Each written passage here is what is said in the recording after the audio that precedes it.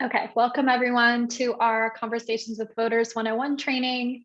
My name is Hannah Kessel. I'm the Community and Electoral Organizer at LA Forward Action. It's great to have you all. So we're going to go ahead and get started. I'm first super curious to hear, I know we did a little round of introductions in the chat, but I'm curious to hear what brought folks here today in terms of the topic. So if you want to, we can use Stack tonight. It's a technique for making sure everybody has a chance to speak when possible. So if you want to type Stack in the chat, if you have something to say, a comment or question at any point, that'll work well for us. So if you want to let others know what brought you here tonight, whether you're curious about running for neighborhood council or kind of building up election type organizing or campaign organizing skills for future election cycles, why don't you let us know in the chat? So I'll give you a second to do that. And if you want to speak, you can go on Stack as well.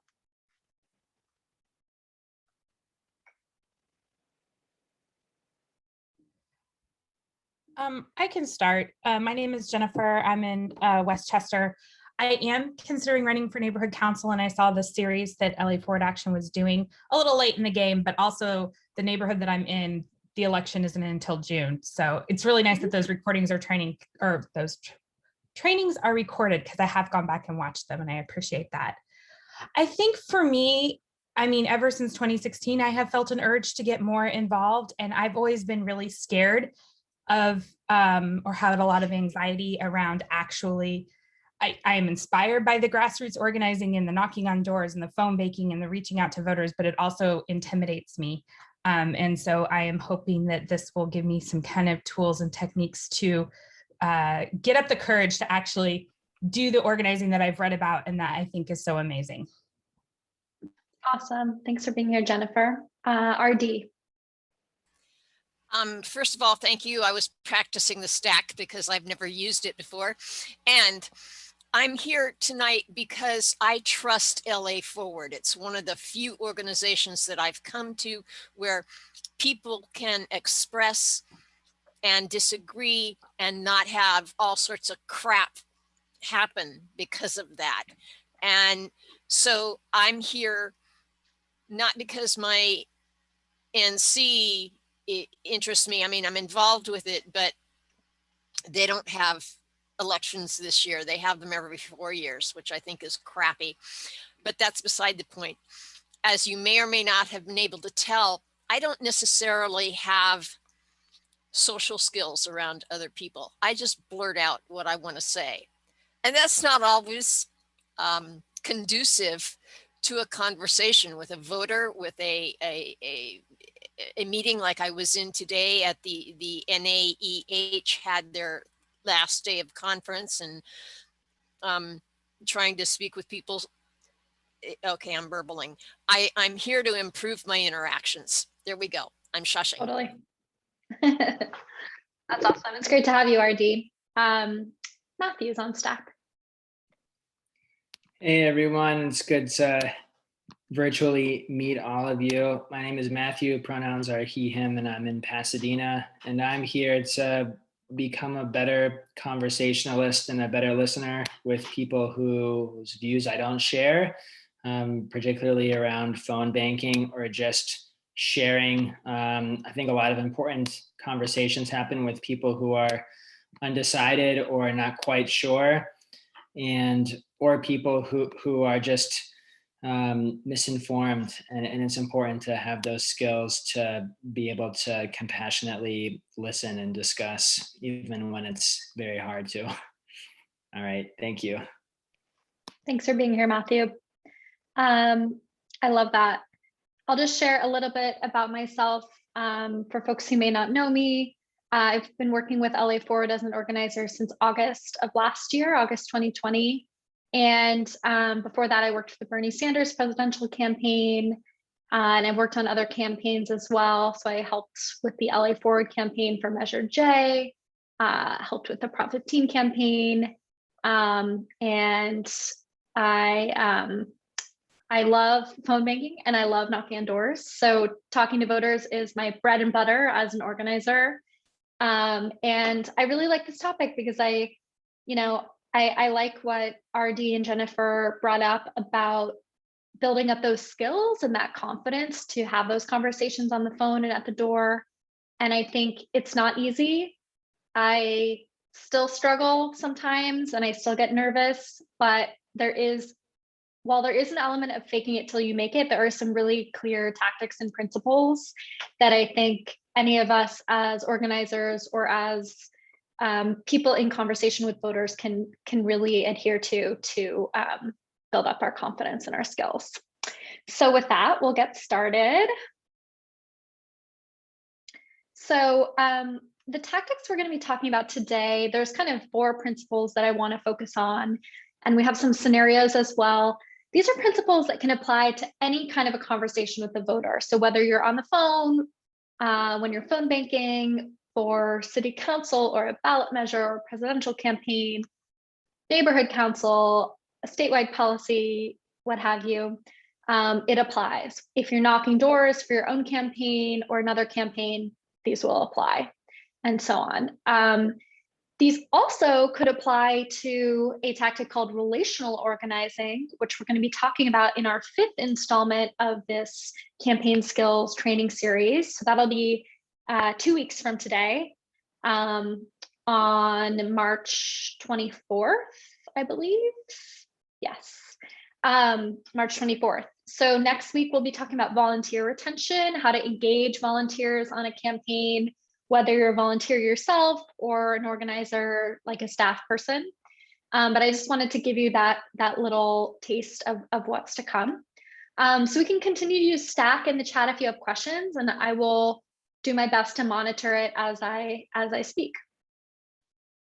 Okay, so let's get into these principles. There's my dog, if you would like if you like chunky dogs. And I also included my email here if you want to take a screenshot or take a picture of it.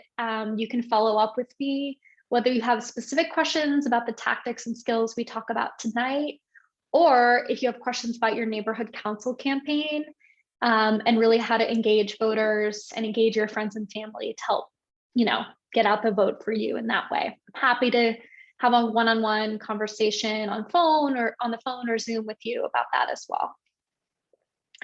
Okay, let's get into it. So the first principle is it's not about you. And this may sound sort of obvious, kind of trite. We've probably heard this before. It's similar to, it's not you, it's me. What I want us to think about is, and feel free to drop some examples in the chat if you have them. There are always going to be bad calls. There are always going to be bad conversations when you knock on doors. There will be people who are grumpy, people who are, fighting with their spouse or, yelling at their child to turn off the TV so they can hear you when you're on the phone. There will always be dogs barking in the background. You will always, there will always be times where, and I know folks know this, I'm preaching to the choir. A lot of you have done these tactics before, phone banking, canvassing, relational organizing. There will always be bad conversations, right? If you're having hundreds of conversations in a day, 10 in an hour, there's always going to be some bad apples. But when I say bad apples, I don't mean the person, right? I just mean we want to consider the context of not just where a person is coming politically, but also all of those personal factors, the relational factors that impact the way they're acting towards you. And what I mean by that is you might be following the script, you might be doing all your best organizing tactics, all your best persuasion, speaking confidently, smiling while you dial, or smiling when you're at their door under your mask. And they may still not respond positively to you. And I don't say that to get us off on a, pessimistic note. I say that because I'm sure this will sound familiar to a lot of you, that, there are always conversations that don't go the way you planned. And there are often reasons for that have nothing to do with us. Can anyone think of some other reasons? They could be political or they could be more personal, that someone is maybe miffed by you or not responding in the way that you are hoping for in a conversation with a voter. Can anybody think of some examples of that? You can feel free to go in the chat.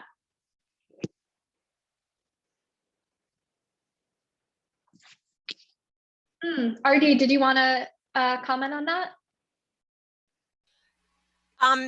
This is something that I found a lot, and I personally have difficulty dealing with it because in my mind's eye, I go out of my way to try and accommodate someone who's not the same as I am, whether it's look or sound or language or something like that. And yet when I notice, and I guess it's me, and I may, take it personally or whatever the thing is, but you asked for an example, and this is what I've got. When I try to initiate conversations at times, especially with people in my local neighborhood council, because I'm not the same as them on any number of faces.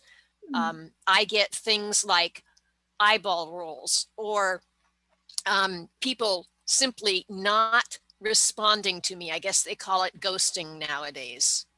It was just called rude when I was young, but that's different. So I really don't know how to word it other than that. There's some perceived difference between me and them, and they respond to me with whatever that triggers in them. Does that make sense? Yeah, absolutely.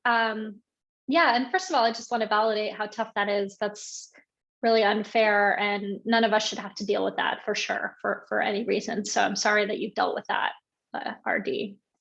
And second, I would say, I think you're spot on that it's almost like they're projecting something onto us, right? Like, maybe, gosh, maybe the way we speak reminds them of someone, from their past who hurt them, right?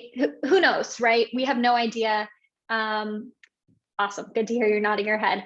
But I use the word projecting to emphasize that, as we know, it's really not about us. That doesn't mean it's not painful, but it's very much not about us. What about some political examples of this? Are there any things in someone's political context or cultural context that might affect the way they're responding to us? We've talked about some personal ones, like their baby's crying or they had a rough day at work. Can we think of any that are more political?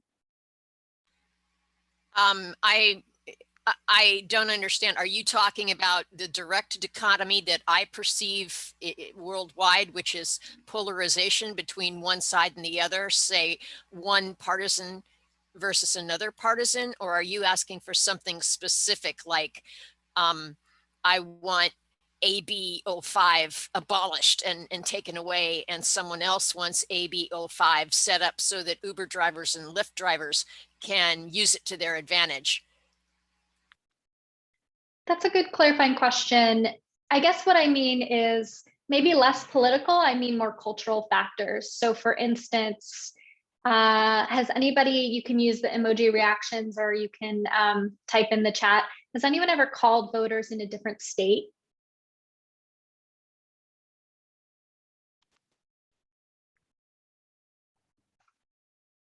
Anybody done this? Matthew's done it. The reason I bring up this example, and Christy has, the reason I bring up this example is because I think we all have ideas. Well, number one, we all have stereotypes. We all have, ideas in our head about different areas of the country, right?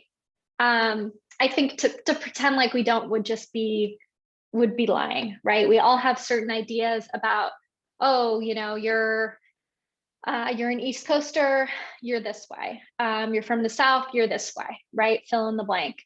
So sometimes when people get a call from someone who talks in a way that, they don't recognize, or it's like, oh, you're from California, I live in Georgia, why are you calling me, right?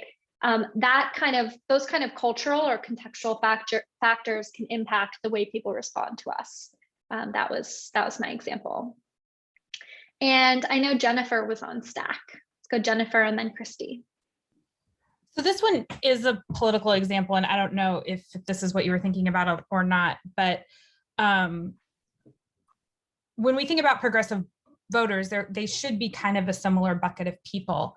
But I know that I still feel a lot of tension between Bernie supporters and people who might have chosen somebody else. And just a lot of, like, there was just, Bernie bros were a thing and they caused a lot of hurt. And so sometimes, like, when someone starts seeming Bernie bro to me, even though I am aligned with them politically, I know I shut down personally.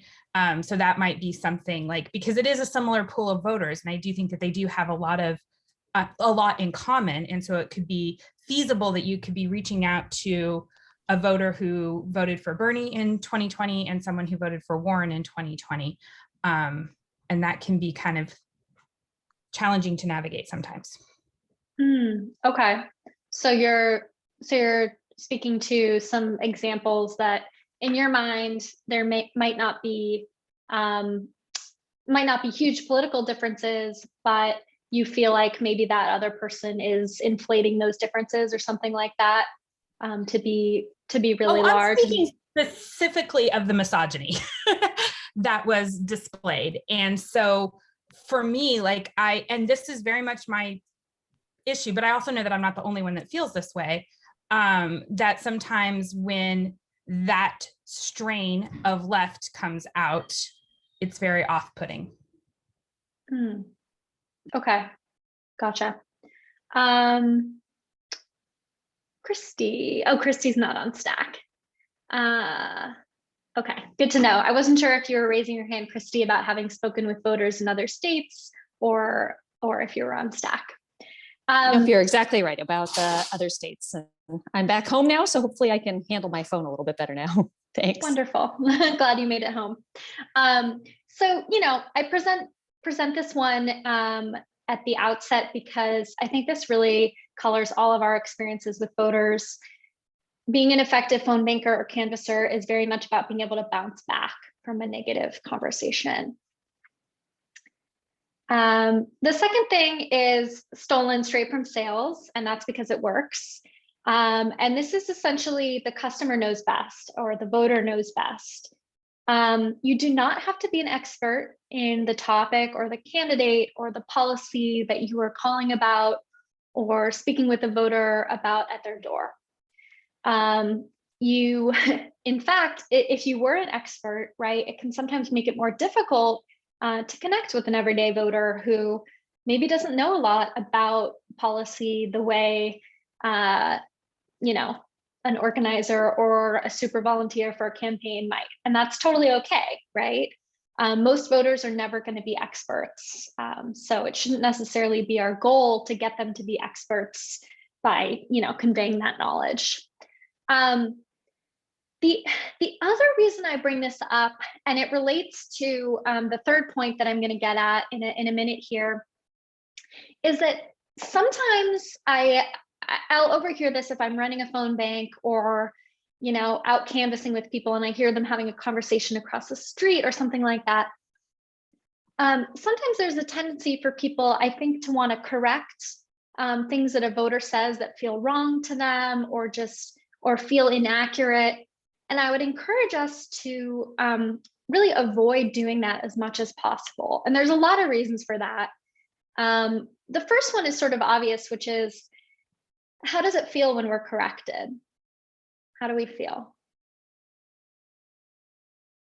Not good, right? Not a good feeling. Yes, Jennifer says not good as well. The other thing too is it can create kind of a dynamic between the voter and the volunteer, whether that they're a canvasser or a phone banker or what have you, in which it can feel a bit condescending for the voter at times. And I'll give you an example. An example would be if the voter says, I'm trying to think of a good one. Basically, I'm of the opinion, and I'd encourage you to try this out the next time you're phone banking or knocking on doors. I'm of the opinion that basically You want to agree with what the voter is saying until you have to disagree. So for instance, if they accuse your candidate of being something they're not, or say something that's untrue about their platform, and of course the same would go for if you're running for neighborhood council or city council or mayor or governor, and they say, I heard that you want to get rid of bike lanes, and you're like, oh no, that's not true. I just want to do them differently, or whatever, right? Random example. Put them on the other side of the street. Maybe not a great idea, but you know what I mean. Put them in the middle of the street. Skateboard lanes. My point is just, if they say something that's untrue about the cause or campaign or candidate that you are speaking with them on, then you can gently offer the factual information. But if they say something that's untrue about something else, maybe let it slide, right? And this kind of goes to the whole, relationship or friendship saying of picking your battles, right? It's like, maybe you're with a friend, maybe they misremember something you said and they're teasing you about it or whatever. Maybe you bring it up, maybe you let it slide, right? Maybe you're having a nice time and you just let it slide. Easier said than done in some cases. I'm curious, has anyone ever had a situation where they're speaking with a voter and the voter says something incorrect or untrue, and they're trying to decide if they should correct it or not? If anyone has a scenario they'd like to share, I'm super curious.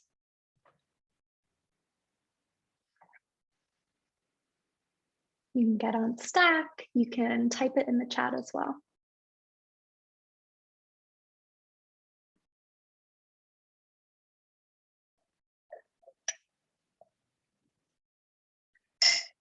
Okay, RD says, haven't had it with a voter, but have with others. Do you want to share an example of that, if you're comfortable? Sure. I was trying to type there and God, now I've made a mess of that. Okay, stopping the typing. I have one where it's close to dealing with a voter because I have to deal with someone in a neighborhood council who goes off on tangents every which way. And this is not to say that I don't do it, but I need, because of my cognitive disabilities, I have to try and structure things so that I'm on one topic and that's where I stay.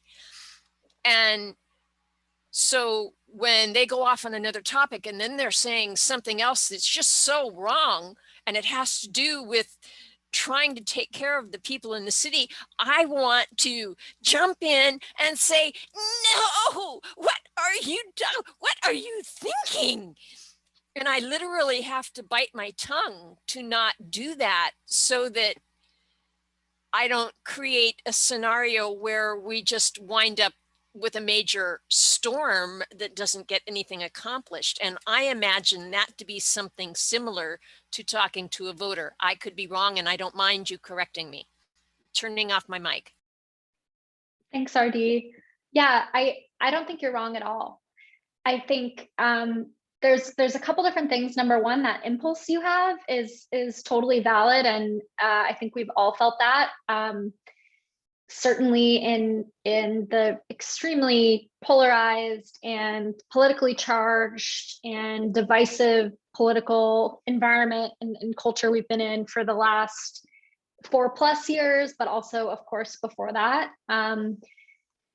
I think sometimes in these conversations, we feel really tense. We feel really outraged. We feel politically charged, so to speak, of course. But I think the challenge with a voter is we never want to escalate that conversation, right? If the conversation starts to feel like a debate or an argument, that's our cue to hang up, right? To let the voter know, hey, I've got a lot of other folks to talk to. Thank you for your time. Have a good day. Have a good day. Good night. That's not to say that you have to agree with the voter on everything. But if it feels like a debate, you're probably not persuading anyone to your side. And I'm curious, do people have questions about that line between debate and argument and not debate / argument, or does that feel clear? Does that feel like it's an obvious distinction or needs clarification?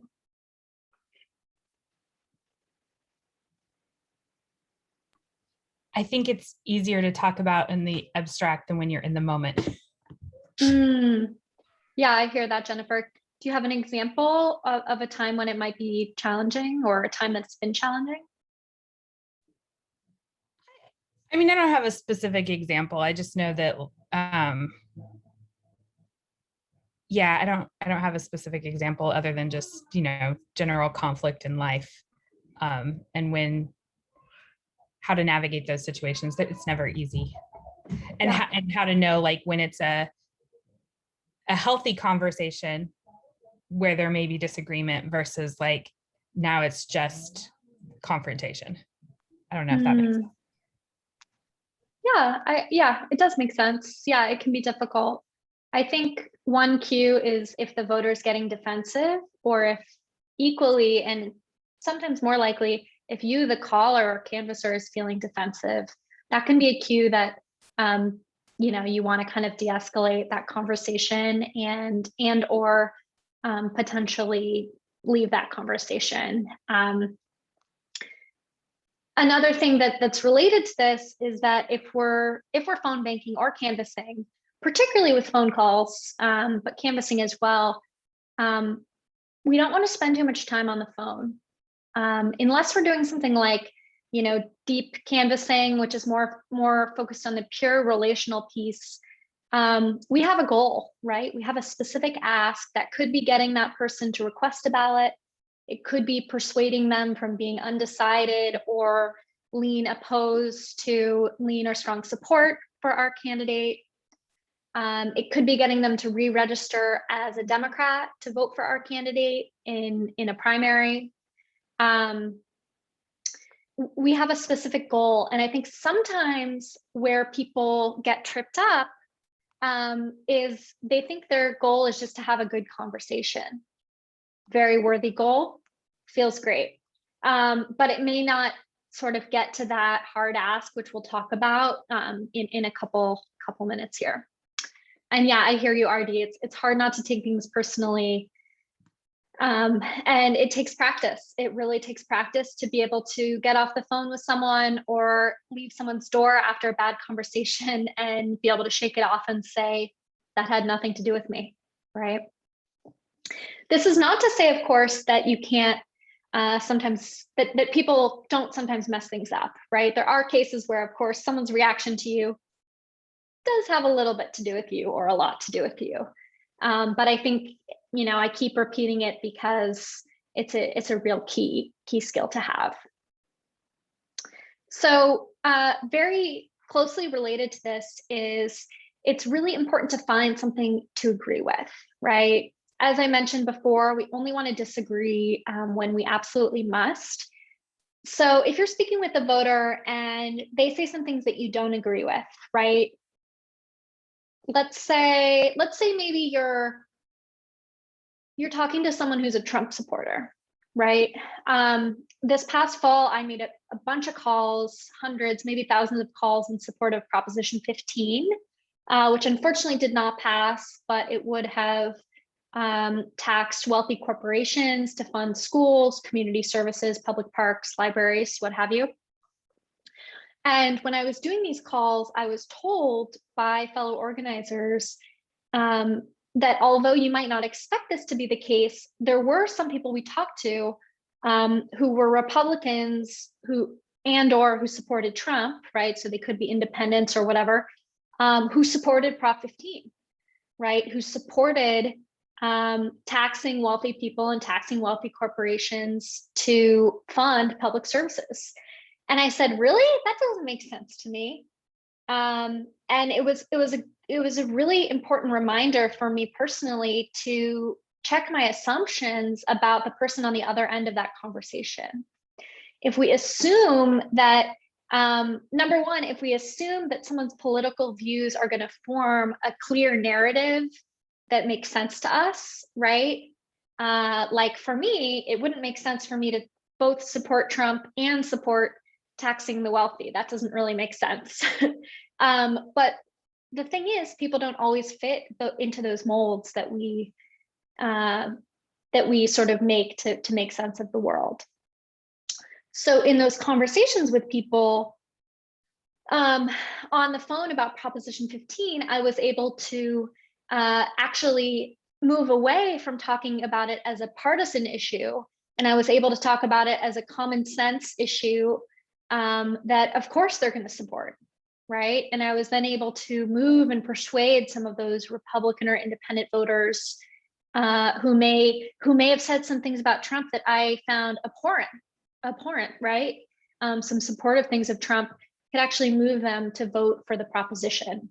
So really, really important. I say that as a reminder because in those conversations, was I uncomfortable with the things they were saying? Yeah, absolutely. But I had a specific goal. And I knew that I wasn't going to move them to support a different party or a different candidate for president on that call necessarily. I had a specific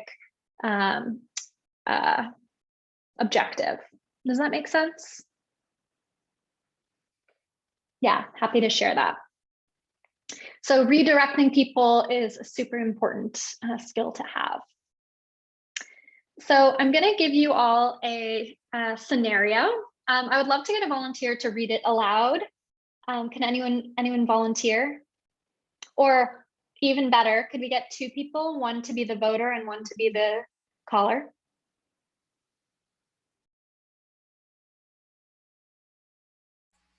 I'll volunteer. I don't care which part. Okay, RD, you'll be the voter. Who wants to be the caller? I can do the other one. Awesome. Thanks, Christy. Okay, so if you want to read it through, and then we'll talk about how we would deal with that situation. How would we pay for that? Well, that's a good question. I'm not so sure. Well, seems like you need to do some more research. All right, so this is something that I've personally heard on phone banks from voters that frankly has hurt my feelings in the past, I'll be honest. I'm curious, how would we respond to this using the principles that we've talked about? Number one, it's not about you. Number two, they're the expert. And number three, disagree only where you must. How would we respond in this kind of scenario?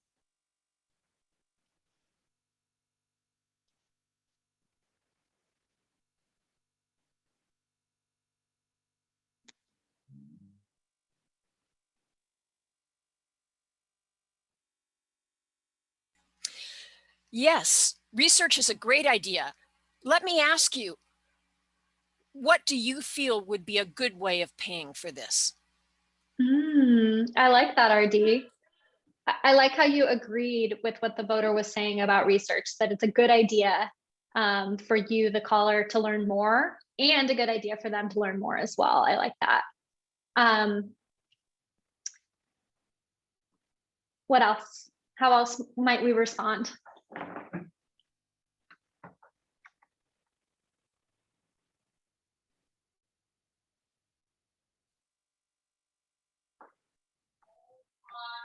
Does anyone feel like this would kind of tick them off?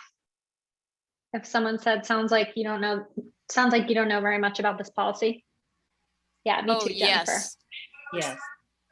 Yeah, other folks agree. Nancy, you agree? Oh, yeah. Yeah, totally. So I think one thing that I'll add here on the subject of not taking things personally, it's really hard, right? I remember this comment from a voter really stuck with me, right? I was like, do I know enough to be, working for this campaign or on this project? And I had to kind of reassure myself. One thing that can be helpful here is to think about why they might be saying something like this. Is there anything we can think of that has to do more with them than you? A reason why they might be saying, seems like you need to do some more research. I say yes, and I'm going to put the emotion of anger with it because there was a person in the conference I was in today that was doing it for 5 hours And I'll be damned if we didn't wind up in the same breakouts every single time. And he would do the same thing. And he was angry about something, but it frustrated the hell out of me because I had to listen to it and he wouldn't shut up. So I'm going to shut up.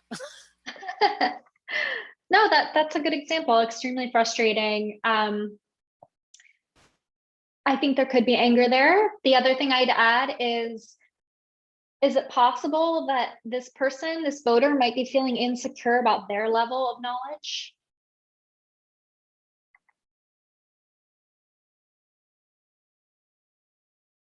Is it possible that in the same way when people talk about, oh, the bully is teasing you about your weight or your hair because they're insecure about their weight and their hair, the same could be true here.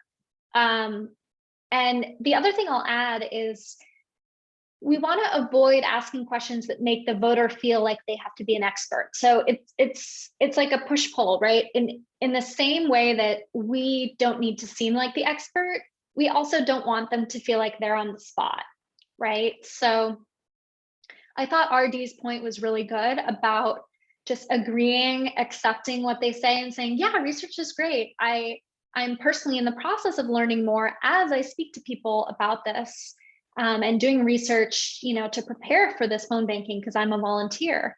I care about it. I think emphasizing to them that you care and you're not an expert, both of those are really important, right? The fact that, the fact that people are willing to volunteer for something, let's say you're volunteering for a candidate who's passionate about healthcare. I don't know. Should you have to be a doctor or a nurse to be passionate about healthcare? No, I don't think so. Should you have to be a professional cyclist to care about bike lanes? I don't think so. Do you have to have all of the statistics at your fingertips? No, right? So I bring this up just to emphasize, I think sometimes people feel like the obstacle or an obstacle for them in doing these kinds of conversations is like, well, I don't know enough, I'm not ready, right? But I think actually a really powerful way to connect with the voter is to emphasize that you don't know everything and you're willing to take action anyway. So I'll leave it at that. Any questions about this scenario before we move on?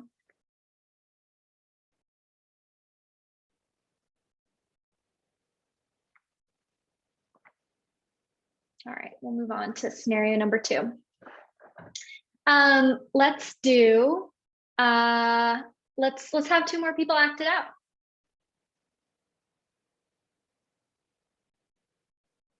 Who wants to go? I can do one of the parts. Awesome, thanks, Jennifer. Which one do you want to be? I'll do you. Okay, great. Who wants to be the voter with Jennifer?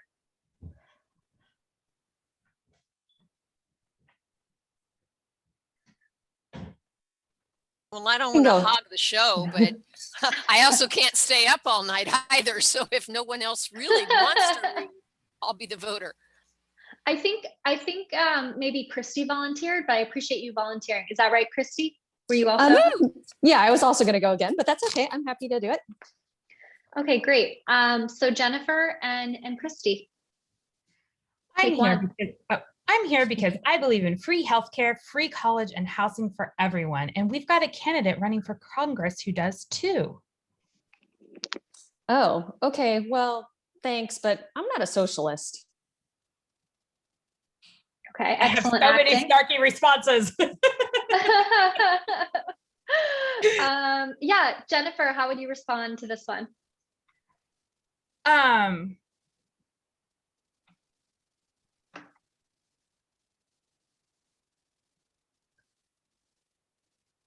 don't think you have to be a socialist to want to provide services to people in our community. Nice. Totally. I think you could also just ask them what they do believe in, right? So tell me what you think about healthcare or that's better. any of the other things. Yeah, I like that. I think also, yeah, being able to twist around something that's a negative statement, even if you agree with it, right? So you could be canvassing and you're like, yeah, well, I'm not a socialist either, right? Um, to be able to flip around what they're saying, so that it's not you and the voter speaking negatively about the same thing or about multiple things, but it's asking the voter to speak positively on something, could be anything. So I like what Christy said as well. You could also say something like, oh, well, what issue, what do you see in your neighborhood? Or, you know, what would you hope for your children, right? And if you do it well, hopefully, artfully, the conversation can actually come back around to those principles that your candidate is running on, right? So if they say, oh, well, I want my children to, um, you know, have a safe place to ride their bikes, and I want them to have, a good doctor they can go to. You can say, I totally agree. And you know what? There's lots of good doctors out there, but man, our healthcare system really makes it hard to get care. Have you ever, gotten a really big bill for healthcare? And even if they say no, you could share a personal experience, right? But it's about flipping things around so that it's like, oh, okay, that thing I said didn't resonate. What does resonate with you, right? I'm here to listen. I'm going to validate. And then you're sort of, the more conversations like this you have, the more you'll be able to kind of sneakily get back to your point and get back to that ask, which in this case is probably something like, can I count on you to vote for Christy for Congress, right? Or can I count on you to vote for Jennifer for Congress? Does that make sense to everybody? Some possible ways to redirect in this case. You can certainly also say something like, I'm not a socialist either. If you're not a socialist, you can certainly laugh, right? Sometimes humor is an effective thing to use. But I really like the options that folks gave as well. Okay, we've got one more. Let's see. Okay. Two more volunteers.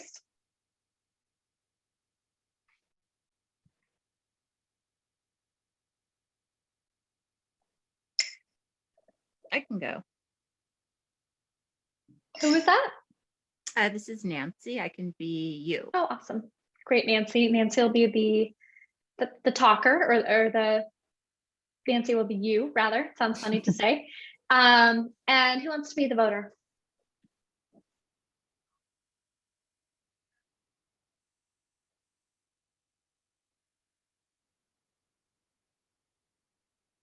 Okay, I'll be the voter. Go for it, Nancy.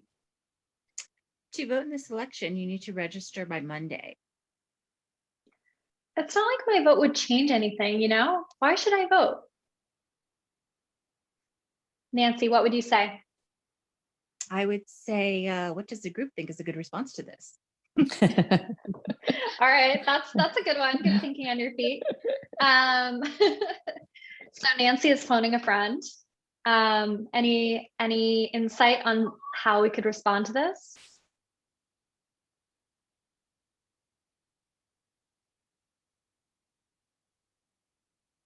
Well, first of all, is there anything we could agree with in what the friend is saying? Anything we could pull out and say,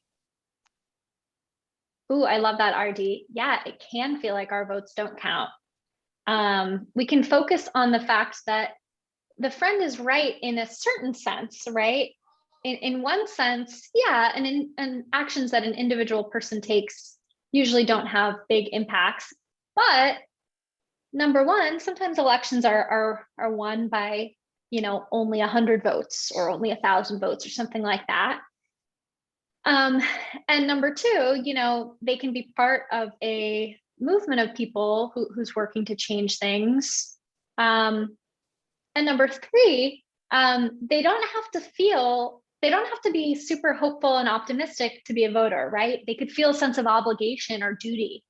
I'm an organizer, right? I work in work in politics, work in organizing, I don't feel hopeful every day.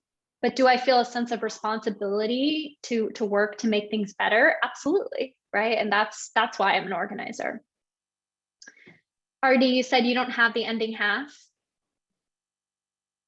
Do you want to say more about that? Well, that's where my comment was, you think so fast, and that's so cool. I understand the concept that you're saying. And it's like I'm trying to pull teeth to get the change portion out. I mean, making a potential agreement seems to be natural, but then maybe I'm a people pleaser. So I'm trying to transform being able to have those words that say, yes, it's, and follow it with the improvisational and, to tie it to something else. And whatever comes after that, and my mind is a blank, is what I'm trying to say. Yeah, I hear you. It's really challenging. I mean, the other thing I'll say is, you know, in writing this scenario, it definitely gets easier with practice. I have a lot of practice in this, and you all will gain more. The other thing I'd say is, this person, are they a stranger? They're a friend, right? We know this person. So might we have some information about this person that we can harness to, you know, to use to our advantage in this conversation? So for instance, right, if you are, if you're organizing with your coworkers, you're trying to have an organizing conversation, maybe you work at a restaurant, right? Let's say your boss is not wearing her mask around you, and we're in a pandemic and you feel unsafe, right? You might be trying to organize your coworkers to sign a petition saying, you know, you're demanding that everyone wear masks at all times. You're demanding all surfaces be sanitized twice more each day, whatever it might be, right? I'm making this up. In that conversation with that person you speak to, they might say, oh, well, it's not like the boss not wearing a mask is going to change anything. Like, you know, we're still basically safe. We're young, we're healthy. You know, if that is the case, you could say something like, well, you know, I hear you, but I know you have kids, right? And, you know, if you got sick, who's taking care of those kids, right? Or, you know, I hear you, but I know, you know, there are people in our workplace who do have, you know, autoimmune disorders, or they do have other vulnerabilities that mean that if people are not wearing their masks as much, it does, you know, it does have a higher impact on them than it might on us, right? I'm pulling this example out of nowhere, but those are similar types of conversations, right? We call it an organizing conversation because, like this conversation with a friend about voting, it has a specific objective, right? The objective might be to get them to sign the petition, get them to register to vote, get them to, you know, give you their ballot so you can drop it in the mail for them.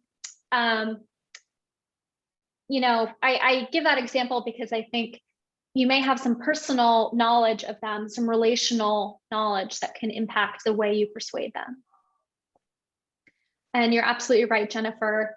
First few phone calls or door knocks are awkward, absolutely. Does anyone have any questions at this point about any of the principles we've talked about?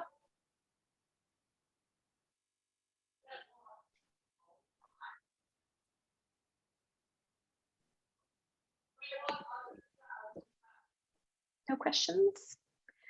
Okay. So the last one. Yeah, I know, RD, it's challenging. It also, you know, it really depends on the scenario as well. I think I think that, yeah, it just takes practice and kind of a little bit of self-reflection, self-awareness when you are doing these tactics to say to yourself, like, okay, what specifically went well about that conversation, or what specifically, didn't go well? How can I do it better next time? Okay, so I put a little Glenn Ross in here. Who's heard of the phrase "always be closing"? I'm guessing all of us. Pretty classic. If there are folks on this call who've worked in sales in the past or currently, you've heard this phrase, "always be closing." I like to say "always be canvassing." I bring this up because, as I said, in an organizing conversation, speaking with a voter or speaking with someone in your union to get them to sign a petition or go on strike or what have you, there's always that moment of, okay, you've agitated them, right? In a good way. You've gotten them to care. You have called on what you know about that person in terms of political priorities, personal priorities, to get them to care about, Jennifer running for Congress, right? Or Christy running for city council. And this is the moment when you make an ask of that person. And I think sometimes this can be the trickiest or most vulnerable part of the conversation for people. And the reason for that is it takes some courage, right? Because they could say no. They could say something you don't like. But it's really important because, number one, you're getting data for that campaign, right? If they say no, that's good data. Maybe that's someone we don't need to call again, or a door we're not going to knock on during the get out the vote weekend before election day. And number two, the way that we ask this question, both the phrasing and also the confidence and the poise that we bring to this question can actually impact whether someone says yes. So it's similar to asking someone out on a date, right? You could say it in a nervous way, and that's totally normal. It's a nerve-wracking thing. But if someone is confident about saying, like, hey, do you want to get dinner sometime? They're specific and clear. That is often more appealing or more attractive. The same goes for voters, right? So some of those asks that you might be making, it could be something like, can I count on you to request a ballot today for your neighborhood council election? It might be something like, can we count on you to re-register as a Democrat, to vote for Elizabeth Warren in the primary? It might be any number of things, right? But it's a specific objective that we're trying to achieve. And the other thing I'll say about this too, and this is very, very Glenn Ross, is that people like saying yes, right? It feels good to agree to things. People sort of, they want to be convinced in a way, right?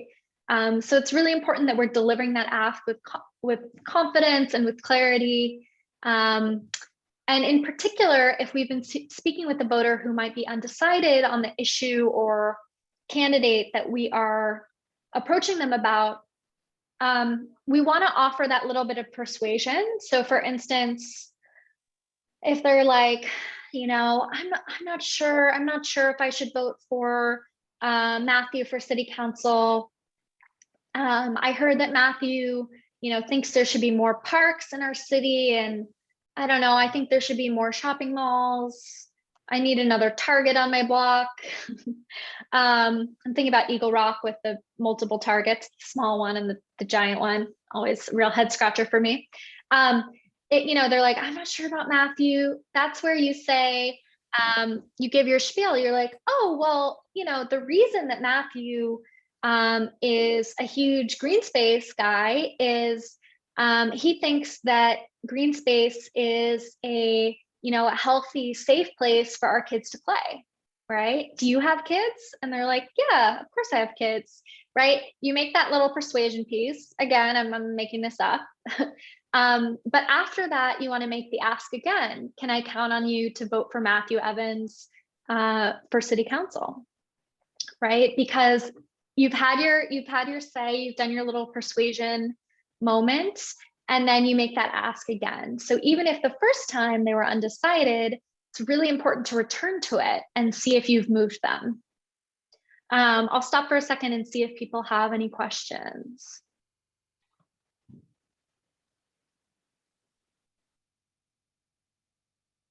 Good to hear that you love green space, Matthew. This may not be directly related to what you just talked about, but a question that I'm spinning in my brain because I'm thinking about running. I'm really crap at selling myself. And all of the scenarios have been about, you know, advocating for somebody else or advocating for a policy or a proposition or something like that. And that I feel like I could wrap my head around. But like when it comes to like actually talking about myself, like that is, or convincing people that is really hard for me. And I don't know if you have any experience with that or any advice for that, but like if you yourself are the candidate, like how do you approach these conversations? Yeah, that's a good call. Totally hear that. And I'm curious if others have input as well. The first thing I would say is, and then I'll go to you, Nancy. The first thing I would say is just to remember that every candidate feels that way, right? All the candidates or all the politicians that we respect, right? Elizabeth Warren, I'm sure has dealt with that at times, no matter how expert she is and may seem and how confident and poised. So I think that can be an important thing to remind ourselves is that we may never feel 110% ready for something like running for office, whether it's neighborhood council or mayor, but it's a worthy effort anyway. And then the other thing I would say is that voters really like talking to the specific candidate. So they're going to really like meeting you, and that, you know, you'll have that on your side. Just the fact that personal connection, whether it's on the phone or even if it's like a text message from you or you handing them a flyer outside a grocery store, voters really like that. So I think that's something you can lean on, right? So, you know, for instance, I was talking to someone recently who was saying that their pitch was basically like, oh, I see you, you know, I see you've got kids. I also live in Studio City. I've got kids as well. These are the things, these are the reasons why I'm running, because I want good schools, you know, housing for all, because that could be my kid out there, you know, sleeping on the streets, and, you know, safe parks to play, because I know my kids need that, right? You can kind of frame it in terms of both the person you're talking to. So if it's like a fellow parent at the park, right, just making it up, but also framing it in terms of your own personal reasons for doing something. Does that make sense? Yes, that helps. Thank you. I think there's an element of self-promotion that feels icky to me that I probably just need to get. Yeah, I get it. It's challenging. I think one other exercise I've heard that might be helpful for you to do with a partner, something like someone else who's running, or even a friend, is to like switch places and hear how your friend would promote you. It's kind of silly, but it's a way to sort of step back and say, okay, there are all these things that I question about myself, that, you know, it's like when we say, oh, you know, only talk to yourself like you're a friend that you know, care about a lot, right? You would never criticize your friend's worthiness to run for neighborhood council. So don't criticize your own, right? Kind of silly, but maybe an interesting exercise to try as well. Nancy, you were on Stack. Go for it. Yeah, so I just want to say a couple of things. One is the fact that you're kind of uncomfortable with self-promotion can really be a strength. So I'm like often disgusted by like these people who come across as more like narcissistic, and obviously it's a complicated issue because you do need to show sometimes you do need to show qualification. So the fact that you're kind of humble, and you know, that can be a strength. The other thing is, I don't know if you've checked, like, you know, if your race is very competitive, or, you know, if your race is not that competitive, you know, you may not have to do a lot of that. And then as Hannah said, I think you're not running for you. You're running about the issues and about what you care about and making the world a better place, and just try to keep bringing it back to that. It's not that you have, whatever X, Y, and Z qualifications. It's that you're fighting for justice. And, we definitely need you, and I hope you run. That was so nice and so helpful. Thank you. Yeah, I love that. I think that's so true. That both looking at it as something that is about you, in the sense that you do have unique qualifications and traits that make you a great person to run, and also that it's about much more than that, much larger than just you, that you're running not to promote yourself. That's just a part of how you win, right? You're running, to promote your values and your community. That is all in terms of slides, but I would love to take questions, comments, feedback from anyone, if you have it. Feel free to hop on Stack.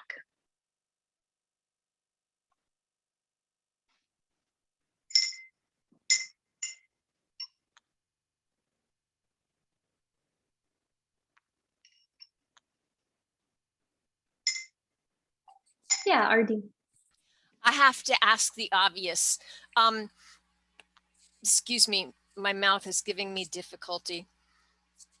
I am a slow absorber, and I understand things as you say them. And as I said, I don't understand them when I try and do them, but that's normal for me. I'm not asking for help on that. But will the recording be available in on-demand sessions to members of LA Forward and or people trying to do this? Because it is with repetition that I gain absorption and digestion. If it's not available, that's cool, but I need to ask. Make the ask. There, I asked. Sorry. Yeah, I love it. How to stop worrying and love the ask, like it says.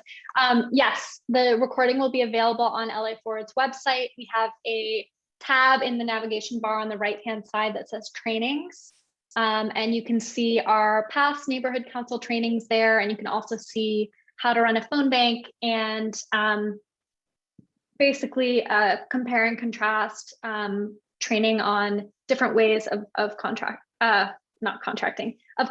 voters, which was last week as well. I'm going to go ahead and stop the recording.